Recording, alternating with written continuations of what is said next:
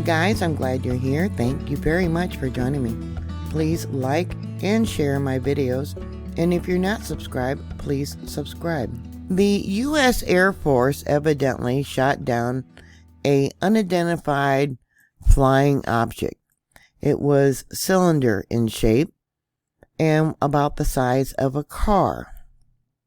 Flight radar has an image of the track of the aircraft that was used to shoot it down.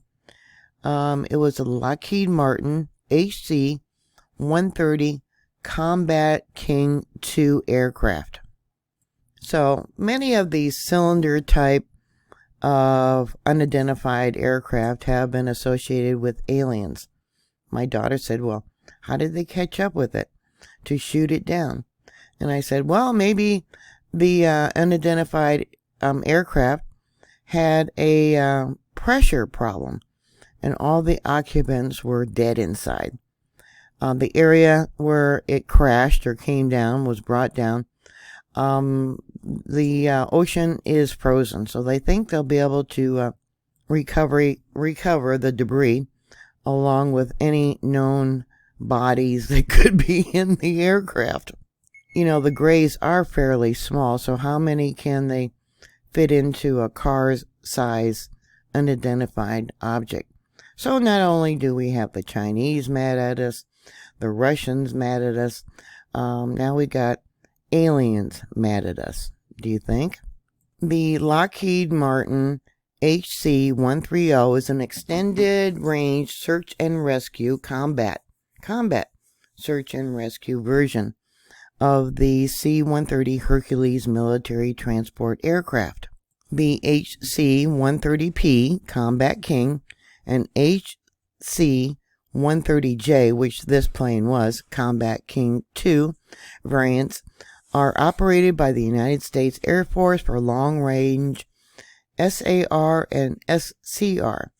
The U.S. Air Force variants also execute on-scene CSAR, command and control, airdrop parachute forces and equipment, and are also capable of providing aerial refueling to appropriate equipment. U.S. Air Force, U.S. Army, U.S. Navy, I think, and U.S. Marine Corps, and NATO allied helicopters in flight. In its latter role, they are primarily used to extend the range and duration of combat search and rescue helicopters. And supposedly that's what they used to shoot down this unknown aerial vehicle. Flight radar posted that the U.S. does not yet know exactly what the object is, but described it as smaller than a balloon and floated over the U.S. last week. The waters off Alaska are frozen, so officials are hoping to recover the object. Then it went on to say that it arrived at its holding point southwest of Prudhoe Bay at 1737 Universal Time. So that would probably be 3:37 p.m. local time there in Alaska, and held for a little more than an hour.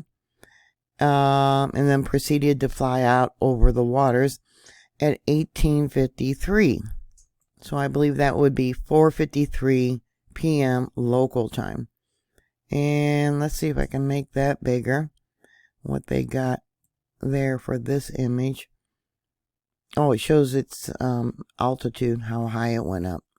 It's currently about 20 below zero there, so yeah, I assume that the waters there are completely frozen.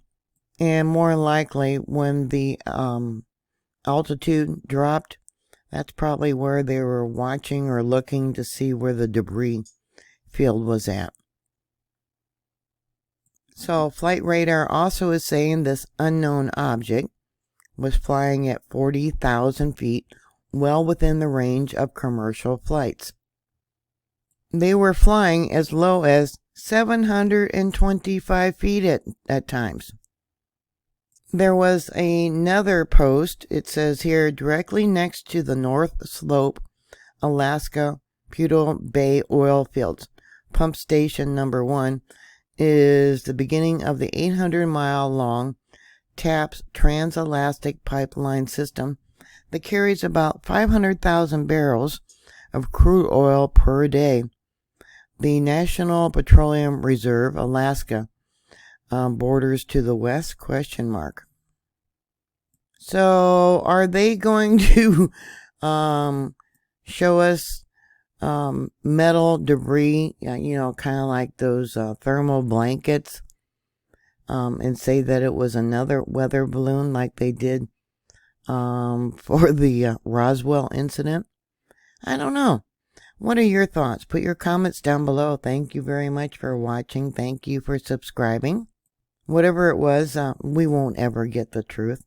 Please stay safe, and I'll talk to you later. God bless you. Bye.